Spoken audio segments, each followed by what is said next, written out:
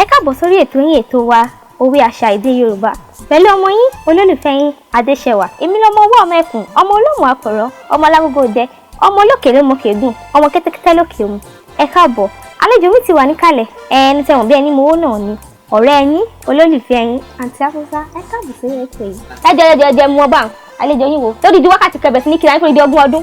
Ẹbẹ̀ sí ní kíra yín, ẹ̀yin ọmọ wa, ẹ̀yin ọmọ ẹkùn, ẹ̀yin ọmọ aládìẹ, ẹ̀yin ọmọ òdèrè, nǹkan tó dùn méjì lẹ́yìn ọmọ sùn, wọ́n ń gẹ́ sí nílé yín ni. Sí ẹ lò pé bí ẹ́tẹ́mi bá kiri àmì á lè kúrò lórí ètò lónìí.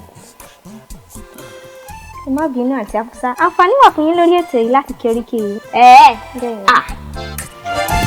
Stop.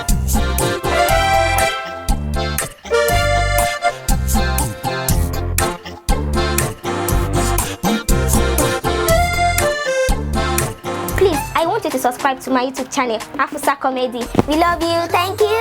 Please subscribe.